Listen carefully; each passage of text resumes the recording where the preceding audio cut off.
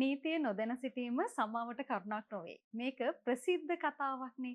මේ නිසාම මිනිසාර පොත්මැදුර ඔබව නීතිය පිළිබඳවත් දැනුවත් කරන්නට සූදානමින් ඉන්නවා. ඉතින් අද ඔබ මේ සම්බන්ධ වෙන්නේ මින්සර පණ්ඩිත වැඩසටහනත් එක්ක. අද අපි විශේෂ ග්‍රන්ථයක් ගැන කතා කරන්න සූදානම්. මේ එන් මහේන්ද්‍ර රාජා සහ සිරිවිවන් මහේන්ද්‍ර රාජා කියන කතෘ දෙපළගේ එකමුතුවෙන් ගොඩනැගුණු නිර්මාණය වුණු 66 නීතිය ග්‍රන්ථය. අද මේ ගැන කතා කරන්න අපිත් එක්ක විශේෂ පුද්ගලයෙක් සම්බන්ධ වෙනවා. ඔහු සාහිත්‍ය ශාස්ත්‍රයට ආධුනිකයෙක් නෙමෙයි. අප්පච්චි ඇවිත් කියන ස්වර්ණ පුස්තක ග්‍රන්ථයට ස්වර්ණ පුස්තක සම්මානලාභී ග්‍රන්ථයට හිමිකම් කියන ඒ වගේම තමා අසන්දිවිත්ති කියන ග්‍රන්ථය රචනා කරපු එක චිත්‍රපටයකට පවා එකතු කරලා තියෙනවා, ගොඩ නැංවිලා තියෙනවා. එම ග්‍රන්ථයට හිමිකම් කියන ඒ වගේම හිටපු මහා අධිකරණ විනිසුරු සමන් වික්‍රමාරච්චි මහත්මයා. එතුමා මම ආයුබෝවන් කියලා පිළිගන්නවා අද දවසේ වැඩසටහනට. ඉතින් මේ පොත ගැන කතා කරන්න කදිම පුද්ගලයෙක් තමයි අපිත් එක්ක එකතු වෙලා ඉන්නේ. මම මුලින්ම දැනගන්න කැමති ඔබතුමාගෙන් මොකක්ද මේ නීතිය කියන්නේ? නීතිය දැන් ඔබ හරිම තැනකින් පටන් ගත්තේ නීතිය නොදැනීම සමාවට කරුණක් නොවේ කියන එක. ඒ කියන්නේ ignorance of law is not an excuse කියලා ඉංග්‍රීසියෙන් කියනවා. ඒ කියන්නේ ඒකෙන් බලාපොරොත්තු වෙන්නේ හැම කෙනෙක්ම නීතිය පිළිබඳ යම්කිසි ආකාරයක දැනුවත්භාවයක් තියෙනවා. අපි ජීවත් වෙන සමාජයේ පාලනය වෙන ප්‍රධානම සාධකය තමයි නීතිය. ඒ කියන්නේ අපව පාලනය කරන අපේ සදාචාර කාරණා, අපේ හික්මීම සියලුම දේවල්. හැබැයි දැන් නීතිය නොදැනීම සමාවට කරුණක් නෙමේ වුණාට කෙනෙක් කරුණු නොදැන යම්කිසි වැරද්දක් කරනවා නම් දැන් මම නිදර්ශනයක් කියන්නම්කෝ. කරුණු කියන්නේ දැන් නීතිය නොදැනීම ගැන. දැන් අපි කෝච්චි එක යනවා. ට්‍රේන් එකේ යනකොට ටිකට් එකක් ගත්තේ නැතුව ට්‍රේන් එකේ ගිහිල්ලා අල්ලගත්තොත් අපි කිව්වොත් එහෙම නෑ මම දැනගෙන හිටියේ නෑ ට්‍රේන් එකේ යනකොට ටිකට් එකක් ගන්න ඕන කියලා මම දැනගෙන හිටියේ නෑ කියලා කියන එක නිදහසට කාරණයක් නෙමෙයි. හැබැයි අපි සමහර වෙලාවට යන්න ඕන කෝච්චිය නෙමෙයි වැරදි කෝච්චිය එක නගලා යනවා. ගියාම එතකොට අපි ටිකට් එක අපි ළඟ තියෙන්නේ ඒ ආදාළ ටිකට් එක නෙමෙයි. අන්න එතකොට කරුණු වර්ධවා ගැනීමක්. ඒක සද්භාවයෙන් වෙන වැරද්දක් නම් ඒ වගේ වෙලාවට නිදහස තියෙනවා. එහෙම නිසා මේ ඒක අර නීතිය නොදැනීම ඇත්තටම සමාවට කාරණයක් නෙවෙයි. ඒක අපේක්ෂා කරනවා. සමහර වෙලාවට සමහර කරුණු ඇත්තටම ඊටම ගැඹුරු මේකෙන් අදහස් කරන්නේ නැහැ සියලු නෛතික સિદ્ધාන්ත පිළිබඳව මේ සියලු පුරවැසියන් දැන සිටිය යුතුයි කියන එක නෙමෙයි. සාමාන්‍යයෙන් පොදුවේ අපිට බලපාන නීති. ඒවා පිළිබඳව අපි යම් ආකාරයක දැනුවත්භාවයක් අපි තුල තිබිය යුතුයි කියලා කියන එක. ඉතින් ඒ අර්ථයෙන් තමයි ඉතින් ඒ දැන් අපි ඔබ ඇහුවා නීතිය කියන්නේ මොකක්ද කියලා කියන එක පිළිබඳව. නීතිය කියලා කියන්නේ අපව පාලනය කරන ඒ කියන්නේ සමාජයක එකමිතිය. එහෙම නැත්නම් ඒ යුනිටි එක. ඒ වගේම කියන්නේ සමාජ පැවැත්මේ තියෙන කියන්නේ සදාචාර පිළිවෙත. ඒවා සියල්ලම තීරණය කරන්නේ නීතිය මගින්. ඒ නිසා කියනවා මේ නීතියේ ආධිපත්‍ය කියලා සංකල්පයක්. ඒ කියන්නේ rule of law. ඒ කියන්නේ නීතියට සියල්ලම යටයි. ඒ අර්ථයෙන් නීතිය තමයි අපේ මේ මෙවැනි සමාජයක මේ සමාජය කැඩෙන්නේ නැතුව, ගිලිහෙන්නේ නැතුව, ලිහිලා යන්නේ නැතුව එකම විදිහට පවත්වාගෙන යන්න ප්‍රධාන වෙන්නේ නීතිය. බොහොම හොඳ පැහැදිලි කිරීමක්. අපිට නීතිය ගැන ඊටාම සරලව ඉතා හොඳින් පැහැදිලි කළා. ඉතින් මම දැනගන්න කැමතියි මේ ග්‍රන්ථයට පාදක වෙලා තියෙන 66 නීතිය. මොකක්ද මේ 66 නීතිය කියන්නේ? 66 නීතිය කියලා කියන්නේ දැන් මේ නීතියට පසුබිම් වෙන ප්‍රධාන කාරණයක් තියෙනවා. ඒ තමයි සාමය ආරක්ෂා කිරීම. මොකද මෙවැනි නීතියක පරමාර්ථය වෙන්නේ සාමය කඩවීමේ තත්ත්වයක් ඇතිවීම වළක්වාලීම. ඒ කියන්නේ දැන් අපේ මේ අපරාධ නඩු විධාන සංග්‍රහ පනතේ ප්‍රතිපාදන තියෙනවා, වගන්ති තියෙනවා. මිනිස්සු අතර ඇතිවෙන යම් ආරවුල් මැඩ පැවැත්වීමට පූර්ව කියන්නේ පියවර ගන්නට කියන්නේ ඒගොල්ලෝ අතර සමහර ලාවට මේ ඒ වගේ ආරවුල් ඇති වෙලා තුවාල කරගන්නේවා මිනි මරා ගන්න යන තැනටත් සිද්ධ වෙන්න කලින් එවැනි ආරවුල් පිළිබඳව දැනගන්න ලැබුණා මේක වළක්වාලන මේ යම් පියවරවල් ගන්න පුළුවන් විදිය ප්‍රතිපාදන තියෙනවා. එතකොට ඒ කියන්නේ හුඟක් වෙලාවට මේ ආරවුල් ඇති වෙන්නේ ওই විදිහේ මිනිසුන් අතර ගම්වල විශේෂයෙන්ම ආරවුල් ඇති වෙන්නේ ඉඩකඩම් ආශ්‍රය කරගෙන. ඒ කියන්නේ මේ කියන්නේ ඉඩම් පිළිබඳව ආරවුල්. ඒ කියන්නේ ඉඩමේ භුක්තිය ඒවා එක්කෝ ඒ ඉඩමේ පදිංචිලා ඉන්නකොට එළෙව්වා කියලා කියන එක. යාව බලවා හැරලා වෙන කෙනෙක් අල්ලගත්තා කියලා කියන එක. එහෙම නැත්නම් පාරක් පිළිබඳව. ඒ කියන්නේ පාරක අයිතිය. ඒ පාර වහලා එහෙම නැත්නම් තව කෙනෙක් ඒ පාර පළල් කරන්න හදනවා. එහෙම නැත්නම් පාර හරහා වැටක් ගහලා යන්න දෙන්නේ නැහැ. ඔන්න ඔය වගේ කාරණා ඇති වෙනවා. ඉතින් ඒවා නිසා ඇත්තටම ලොකු ආරවුල් ඇති වෙනවා. ඒ ආරවුල් ඇති වෙන්න තියෙන ඉඩකඩ වළක්වාලන්න දැන් කවුරු හරි ඇවිල්ලා පොලිසියට පැමිණිල්ලක් කළොත් කෙනෙක් මගේ ඉඩමෙන් කොටසක් අල්ලගත්තයි කියලා එතකොට ඒක ඇත්තටම මේක සිවිල් නඩුවක්. ඒ ප්‍රශ්නේ බේරගන්න ඕන දිස්ත්‍රික් අධිකරණය. දිසා අධිකරණය සිවිල් අධිකරණයකින් තමයි ඒ අයිතිවාසිකම පිළිබඳව කාරණය ඇත්තටම විසඳ ගන්න ඕනේ. නමුත් ඊට කලින් දිසා අධිකරණයට ගිහිල්ලා ඒකට ස්ථිරසාර විසඳුමක් ලබා ගන්නකම් මේ නීතිය ප්‍රතිපාදනයක් පනවලා තියෙනවා. ප්‍රාථමික අධිකරණ නඩුදාන පනත කියලා කියන පනත යටතේ 66 වෙනි වගන්තිය. ඒක කියන්නේ ප්‍රාථමික අධිකරණ නඩු විධාන පනත කියලා කියන්නේ ප්‍රාථමික අධිකරණවල අධිකරණ බලය විස්තර කරන පනත. ප්‍රාථමික අධිකරණ විධාන පනත කියන්නේ. ඒකෙන් කරන්නේ ඒ පනත මගින් සුළු අපරාධ, සුළු සොරකම් සහ මිනිසුන් අතර ඇති වෙන ආරවුල් වලට අදාළ නීතිය තමයි ඒකෙන් සම්පාදනය කරලා තියෙන්නේ.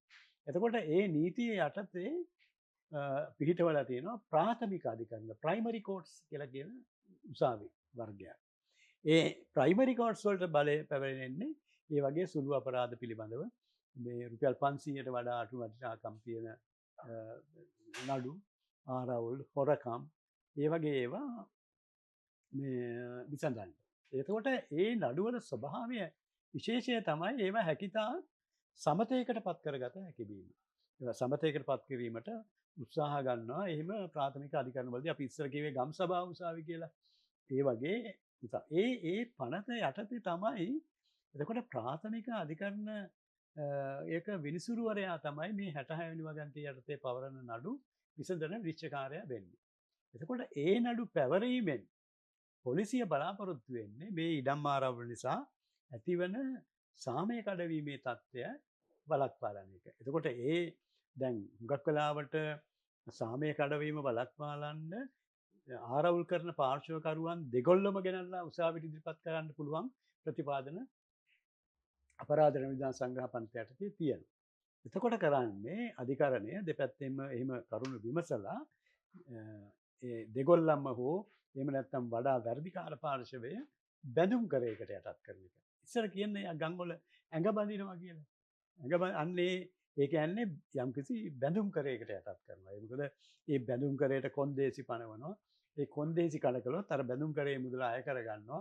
එහෙම නැත්නම් සමහරට රිමාන්ඩ් කරන තත්ත්වයන්ට යන්නත් පුළුවන්.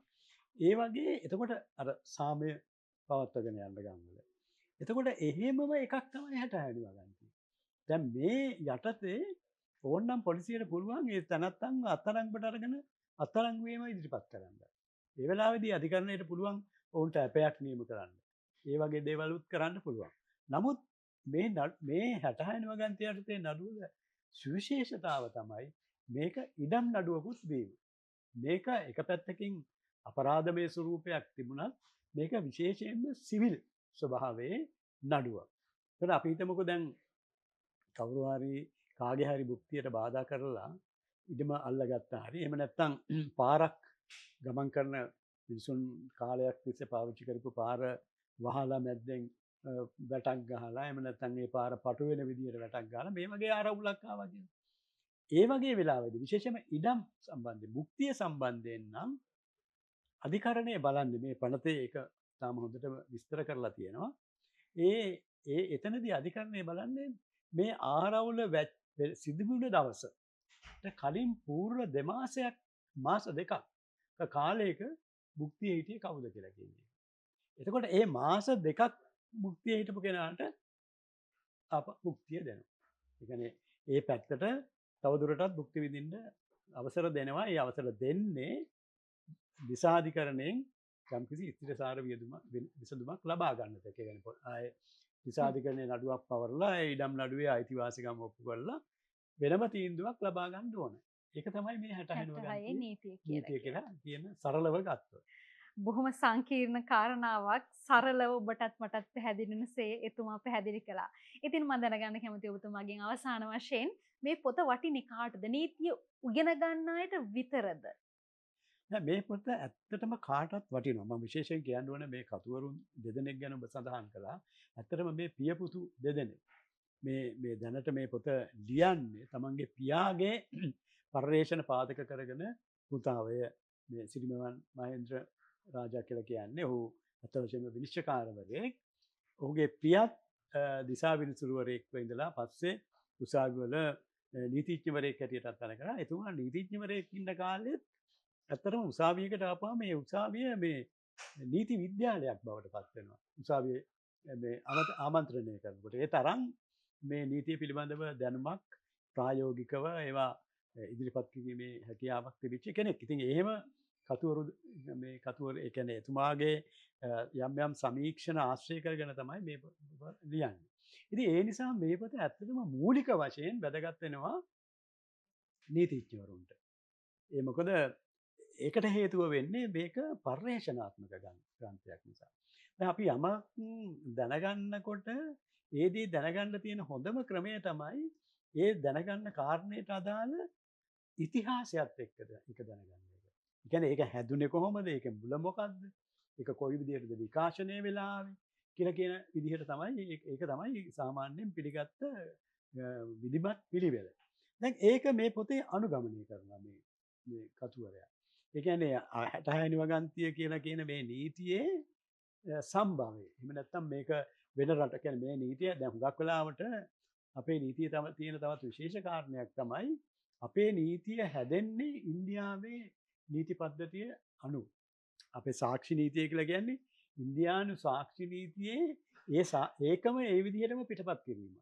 එතකොට ඉන්දියානු අපරාධ නඩු විධාන සංග්‍රහය සහ ඉන්දියන් සිවිල් නඩු විධාන සංග්‍රහය ආශ්‍රයෙන් තමයි අපේ සිවිල් නඩු විධාන සංග්‍රහය සහ අපරාධ නඩු සංග්‍රහය හැදෙන්නේ. ඊළඟට දණ්ඩ නීති සංග්‍රහය ඒ වගේ. මොකද අපේ රටේ තියෙන මේ නීති සියල්ලම ඉංග්‍රීසි පාලකයන් විසින් පනවන නීති. ඉතින් ඒ ඉංග්‍රීසින් මේ රට යටත් කරගත්තයින් පස්සේ එතෙක් පැවතුනේ රෝමලන්දේසි කියන්නේ මේ නීතිය ඒක පොදු නීතිය බවට පත් වෙලා මේ 50 හරහා මේ නීති පනවලා තිනවා ඉන්දියාවේ ලංකාවේ දෙකේම එක විදිහටම. ඒ බොහෝ වෙලාවට ඒ නීති සමානයි. එතකොට දැන් ඒ නීතිවල ඒ මූලාශ්‍රය මේ මූලාශ්‍රය පිළිබඳව ඉතා පැහැදිලි කරලා තියෙනවා. ඒ වගේම නඩු තීන්දුව හරහා විශේෂයෙන්ම කෝඩේශ්වරන් කියලා බොහොම ප්‍රකට නඩුවක් තියෙනවා. අපේ රටේ කොයි විදිහටද මේ නීතිය ක්‍රියාත්මක වෙන්නේ කියලා කියන කාරණේම පැහැදිලි කරන. දැන් ඒ නඩු තීන්දුව උපුටා දක්වලා ඒ වගේම 69 වගන්තියට අදාළ වෙනත් තීන්දුව ආශ්‍රය කරගෙන ඉතා හොඳ පැහැදිලි කිරීමක් අත් වශයෙන්ම මේකේ තියෙනවා. ඉතින් මේක නීතිඥවරුන්ට ඒ අතින් වැදගත් වෙනවා වගේම සාමාන්‍ය ජනතාවටත් ඒ අර්ථයෙන්ම වැදගත් වෙනවා. මොකද නීතිය පිළිබඳව කෙනෙක් අරගෙන මොකද මේක සිංහලෙන් ලියලා තියෙන්නේ සමහර දේවල් ඉංග්‍රීසියෙන් ඉදිරිපත් කරලා තියෙනවා. නඩු තීන්දුව අරවම හැම උපුටා දැක්වීම එහෙම තියෙනවා. නමුත් සාමාන්‍ය කෙනෙකුටත් මේක තේරුම් අරගන්න පුළුවන්. මේක කියවලා මේ මොකද්ද මේ 66 වගන්තියේ නීතිය කියලා කියන්නේ 66 නීතිය යනු කුමක්ද කියලා කියන එකට උත්තරයක් අතරම ඉතාම පහසුවෙන් සපය ගන්න පුළුවන්. ඒ නිසා නීතිඥවරුන්ට වගේම සාමාන්‍ය ජනතාවටත් අතිශයින් වැදගත් පොතක් වෙනවා.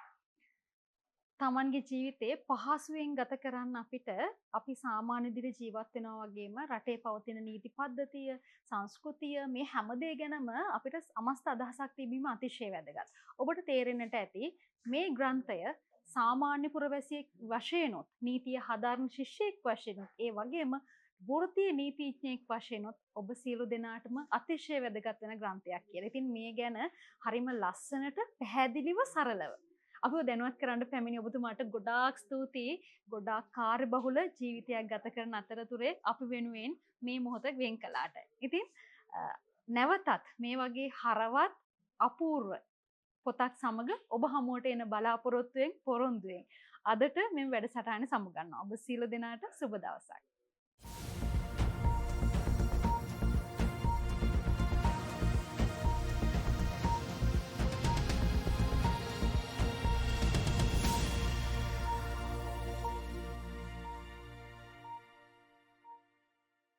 පොත්පිරුණු ලෝකයක අතරමං වෙන්න ඔබත් කැමතිද? හොඳම දේ දරුවන්ට ලබා දෙන්න කැමති ඔබට අවශ්‍ය සියලුම පාසල් උපකරණ ප්‍රකාශකයින්ගේ කතුවරුන්ගේ පොත් පරිවර්තන දැන් එකම තැනකින්.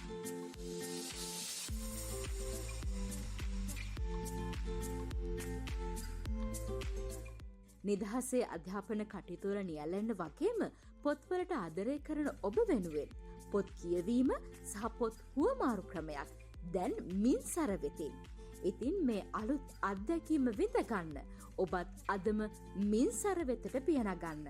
අපගේ දිවයින පුරා ශාඛාවන් ගම්පහ, කඩවත, මීගමුව, කළුතර, කුලියාපිටිය සහ බොරලැස්ගමුවේදී දැන් ඔබ වෙනුවෙන් විවෘතයි.